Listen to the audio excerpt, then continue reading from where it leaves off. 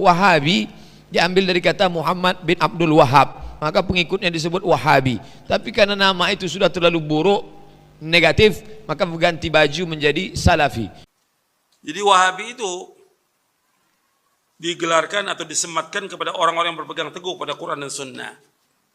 Mereka sebutkan dengan istilah Wahabi.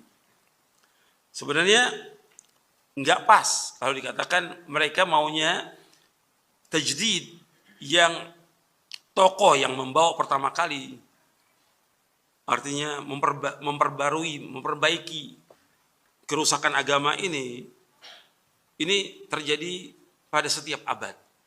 Mesti setiap abad, kata Nabi SAW, ada orang yang memperbaiki agamanya.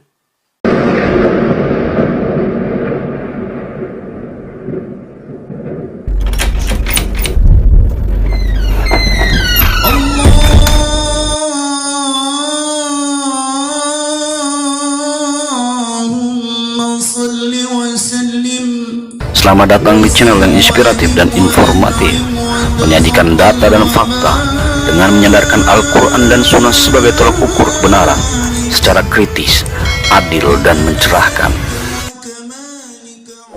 Assalamualaikum warahmatullahi wabarakatuh.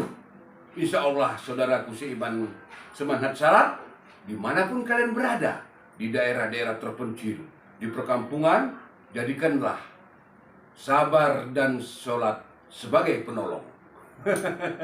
Penolong kita Allah tabaraka wa ta'ala. Itu yang saya alami. Alhamdulillah, kemanapun saya berada, selalu dalam naungan dan perlindungan Allah. Saudaraku seiman seislam, kita harus tampil, harus hadir. Kita persiapkan pentas atau panggung untuk para ulama, pewaris Nabi menyampaikan risalah Islam, agar setan-setan dari jenis manusia tidak leluasa menyebarkan kesesatannya kepada kalian.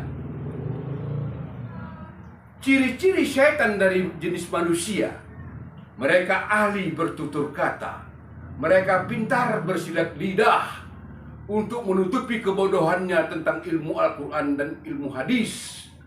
Tapi yang kasihan menjadi korban siapa? Umat Islam, saudara kita yang masih awam tentang Islam. Ini yang jadi korban-korban setan-setan dari jenis manusia. Gelar-gelar yang mereka dapat bukan berdasarkan disiplin ilmu Al-Quran dan hadis, tapi mereka komentar tentang Islam dan seakan-akan benar. Untuk menutupi kebodohannya, mereka fitnah Syekh Muhammad bin Abdul Wahab. Insya Allah, yang hak kok pasti menang, yang batil pasti hancur. Akidah manhaj salaf berdasarkan Al-Quran dan As-Sunnah Rasulullah SAW, Muhammad bin Abdullah bin Abdul Muttalib. Insya Allah kita dalam perlindungan Allah Azza wa Jalla. Akidah manhaj salaf, seluruh ulama, ingat ini baik-baik. Saya terangkan ini pada pelaku-pelaku bid'ah ini ya.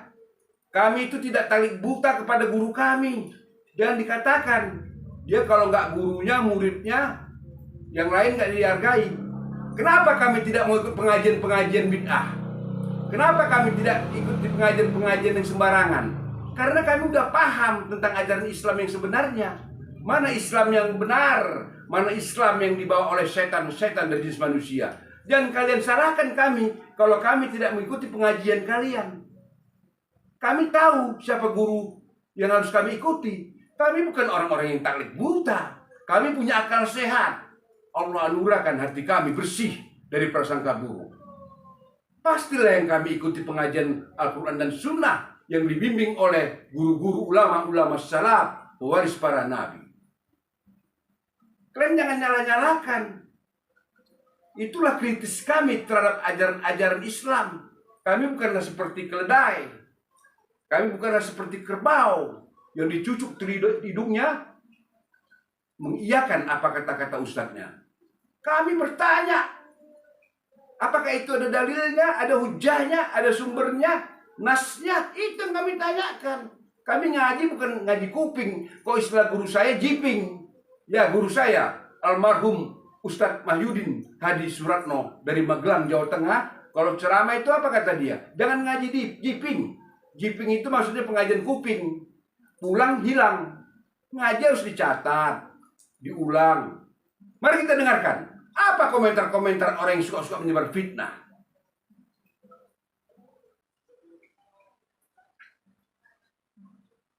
Bagaimana dengan Wahabi, Ustaz? Adik-beradik ya. Dia tak terima kalau bukan ustaz ulama dia. Ulama dia tak banyak. Bila tidak ulama dia, maka dia katakan pelaku bid'ah, kullu bid'atin dhalalah, kullu dhalalatin finnar. Macam mana Abdul Somad? Abdul Somad ustaz ahli syubhat.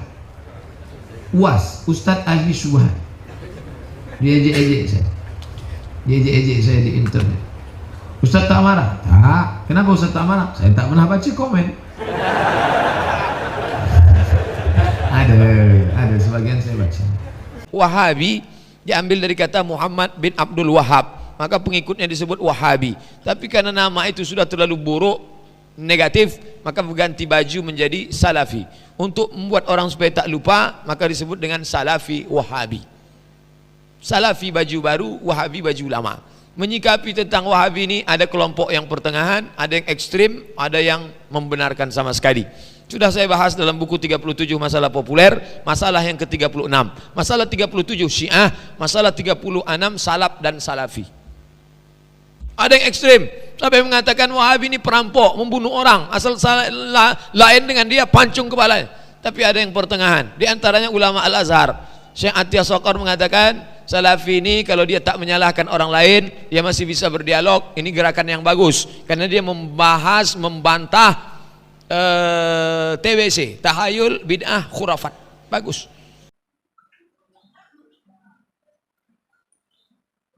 Jelas kebodohan yang disampaikannya kepada umat. Bukan ilmu, bukan. Inilah ciri-ciri ulama su', ulama jahat. Dari mulutnya keluar bahasa-bahasa yang tidak enak. Sebab hatinya rusak dan busuk. Keluar aroma-aroma busuk, yaitu fitnah, fitnah, fitnah. Itu kan kata-kata dia. Kata-kata dia. Guru-guru kami, ulama-ulama salaf, ulama-ulama pos nabi, ahli Quran, ahli hadis, ahli tahrih, nggak pernah menganjurkan kami untuk tidak mengaji kepada guru yang lain. Itu kata-kata dia. Itu fitnah. Harus dibantah. Harus diluruskan. Kalau guru-guru kami menyampaikan Islam, Al-Quran, hadis, Al-Quran, hadis. Ini nyata, bukan fitnah. Inilah yang sebenarnya Islam. Bicara berdasarkan sumber yang kuat dan kokoh. Kitabullah, Quran dan hadis-hadis sahih Rasulullah SAW.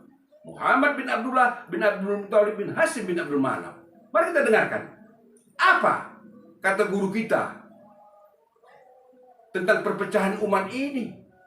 Perpecahan umat ini terjadi hari ini, sekarang ini. Itu Rasulullah yang mengatakan, bukan kiai-kiai kardus, bukan ulama-ulama su'. Ayo kita dengarkan. Jadi Wahabi itu digelarkan atau disematkan kepada orang-orang yang berpegang teguh pada Quran dan Sunnah. Mereka sebutkan dengan istilah Wahabi. Sebenarnya nggak pas kalau dikatakan mereka maunya tajdid, yang tokoh yang membawa pertama kali. Artinya memperbaiki kerusakan agama ini terjadi pada setiap abad. Mesti setiap abad, kata Nabi SAW, ada orang yang memperbaiki agamanya. Bukan menjawab yang baru, bukan memperbaiki agamanya. Di zaman abad pertama ada Umar bin Abdul Aziz. Di abad kedua banyak, ada Imam Syafi'i, ada Imam Ahmad, ada yang lainnya, ada Bukhari dan segala macam. Di abad ketiga ada lagi yang lain. Abad keempat ada, abad kelima, keenam Syekhul Islam Taimiyah. Abad kedua ada, abad ke-12 yaitu Muhammad bin Abdul Wahab. Itu tajdid. Pokoknya setiap 100 tahun itu ada orang-orang yang memperbaiki agama. Setiap 100 tahun. Itu sesuai dengan hadis Nabi SAW. bahwa setiap 100 tahun itu ada orang-orang yang memperbaiki agama. Setiap 100 tahun ini mereka berusaha memperbaiki agama. Kan tadi disebutkan bahwa Ahlus Sunnah itu yuslihuna inda fasadin nas. Mereka memperbaiki apa yang dirusak oleh manusia. Jadi mesti ada tajdid. Tajdid ini artinya pembaruan. Orang-orang yang memperbaiki agama ini. Mesti ada, nggak mungkin nggak. Untuk melihat hadisnya di halaman 12. Halaman 12. Nabi bersabda SAW, Innallaha yab'athu lihadil ummati ala ra'si kulli mi'ati sanatin man yujaddidu laha dinaha. Sesungguhnya Allah akan mengutus untuk umat ini pada awal setiap 100 tahun orang yang mentajdid agama mereka. Hadis sahih riwayat Abu Daud, Al-Hakim dan yang lainnya dari sahabat Abu Hurairah radhiyallahu anhu. Hadis sahih. Tajdid, jaddada yujaddidu tajdid. Tajdid maksudnya dalam bahasa arti membaharui, maksudnya adalah menjelaskan sunnah dari bid'ah, memperbanyak ilmu dan memuliakan pemiliknya, membela sunnah dan pengikutnya, dan menghancurkan bid'ah dan pelakunya, baik dengan lisan, tulisan, pendidikan, dan sejenisnya. Dan ini terjadi ketika sudah berkurang orang yang mengamalkan Quran Sunnah, serta banyaknya kesyirikan, kebodohan, dan bid'ah. Ini dalam syarah Sunan Abi Daud, yaitu Aunul Ma'bud, syarah Sunan Abi Daud. Dan juga dijelaskan oleh Syekhul Islam dalam Majmu' Fatawa Syekhul Islam di juz yang ke-18. Itu maknanya tadi. Di antara mujaddid abad ke-12 yaitu Muhammad bin Abdul Wahhab. Namanya Muhammad bin Abdul Wahhab. Beliau mentajdid agama ini karena di Jazirah Arab sudah banyak kesyirikan. Sudah banyak bid'ah.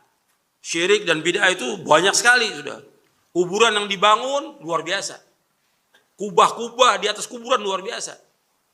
Orang datang ke dukun, tukang sihir tambah banyak, bid'ah tambah banyak. Maka beliau datang untuk memperbaiki agama ini. Maka dibersihkan semuanya itu, kesyirikan-kesyirikan. Beliau bersama Muhammad bin Saud yang mendirikan negara Saudi. Mendirikan Saudi Arabia itu karena Saud yang pertama kali.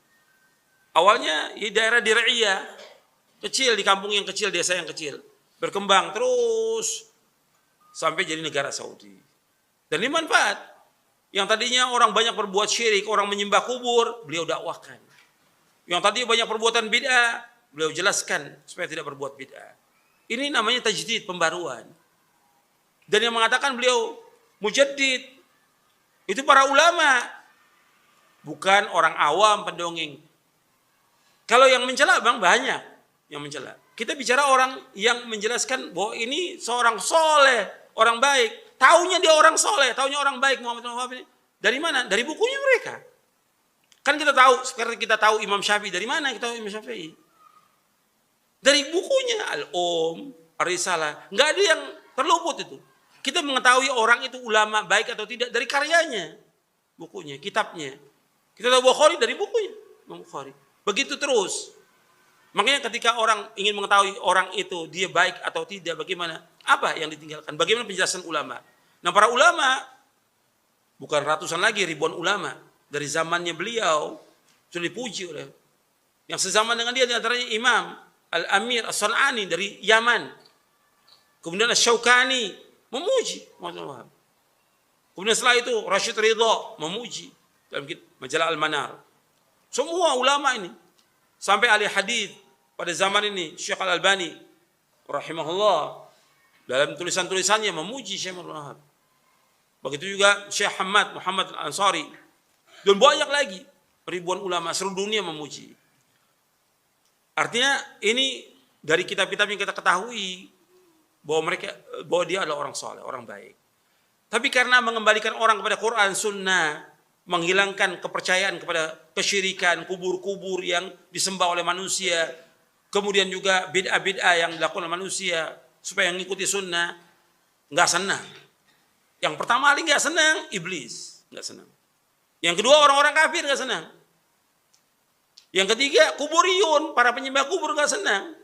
Yang keempat ahlul ahwa, ahlul bid'ah nggak senang. Nah sekarang bagaimana supaya menjauhkan orang, sebagaimana kata Ibnu Qayyim, menjauhkan orang dari pemahaman yang benar ini? Apa yang pasti disematkan? Wahabi. Wahabi sematkan gak pas. Karena namanya Muhammad bin Abdul Wahab. Mestinya Muhammadi. Kalau nisbahnya mesti Muhammadi. Bukan Wahabi. Tapi karena ada kelompok yang sesat pada abad kedua Hijriah. Ada kelompok sesat namanya Abdul Wahab bin Abdurrahman bin Rustum. Abad kedua Hijriah. Ini kelompok Khawarij yang mengkafirkan penguasa, mengkafirkan kaum muslimin. Dan dia punya daulah. Di mana tempatnya dia? Di Maroko dan Aljazair. Ini Abdul Wahab bin Abdurrahman bin Rustum. Para ulama sudah mentahdir orang ini. Dengan apa? Istilah Wahabi. Abad kedua. Syekh Muhammad bin Abdul Wahab abad keberapa? Abad 12. Beda 10 abad. Nah ini pasti disematkan ini untuk menjauhkan manusia, disebutkan Wahabi. Muslim Muhammadi, nggak pas dengan katakan Wahabi.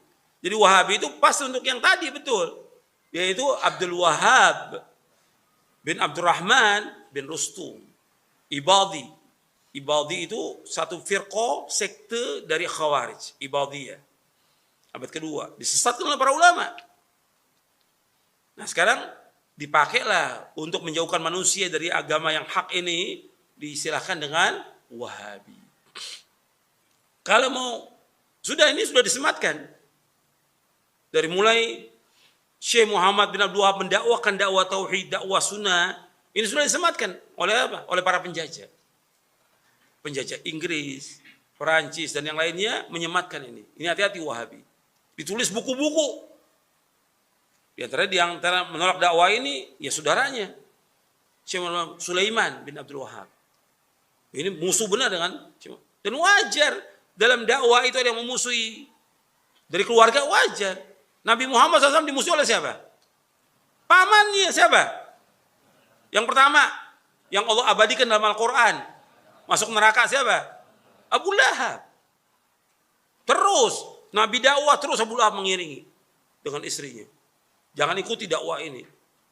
Nah sekarang kalau Syekh Muhammad ada saudaranya Sulaiman itu memusuhi sampai menulis buku tentang sesatnya.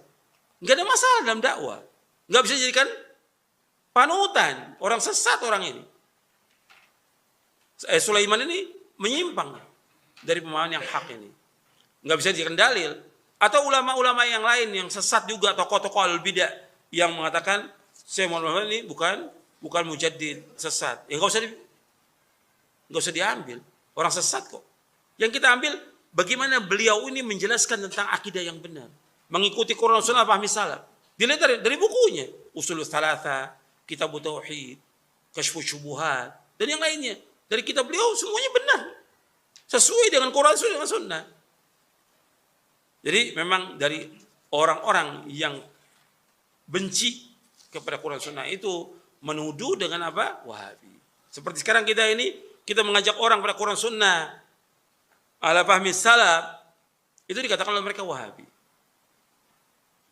Dikatakan sesat. Ini kan tuduhan, nggak ada bukti, nggak ada hujah. Yang kita bawa dalil dari Quran Sunnah. Karena mereka nggak punya hujah. Kalau kita lihat, kita berusaha mengembalikan orang kepada kebenaran.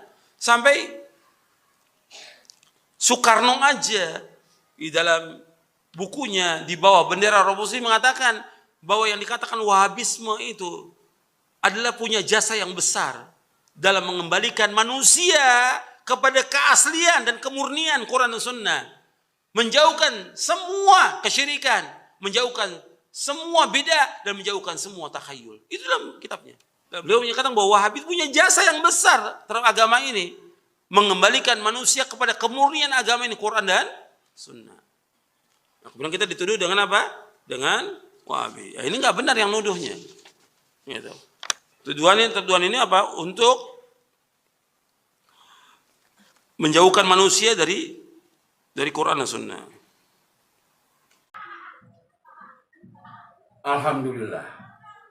Walaupun ulama poros Nabi Yazid bin Abdul Qadir Jawas telah tiada di dunia ini, telah tiada bersama kita, tapi ilmunya yang sangat-sangat bermanfaat tetap abadi dan menggema sampai kiamat tiba. Inilah ulama poros Nabi. Fisiknya habis ditelan bumi, tapi ilmunya selalu dipakai dan dipakai. Apa amanahnya kepada kita? Tetaplah istiqomah dalam manhaj salaf, mengikuti para salafus soleh, mengikuti bagaimana para sahabat-sahabat Rasulullah beragama, beribadah. Itu pesan beliau. Insya Allah, Allah memberikan tempat yang lapang. Allah memberikan surga, taman-taman surga kepada beliau yang telah tiada.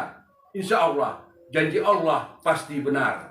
Sebagaimana kata Rasulullah, kubur bisa menjadi jurang-jurang neraka dan bisa menjadi taman-taman surga. Itulah yang didapatkan oleh guru kita, ulama poros Nabi, Yazid bin Abdul Qadir Jawas. Kuburannya menjadi taman-taman surga. Aku menyampaikan, hanya sebatas menyampaikan. Kalian yang menimpulkan, kalian yang memutuskan, apakah kalian tetap menjadi alul bid'ah sejati sampai mati, atau kalian bertaubat dan hijrah mencari guru-guru ulama poros Nabi, mengajarkan sunnah yang sahih kepada kalian. Itu urusan kalian. Aku hanya menyampaikan.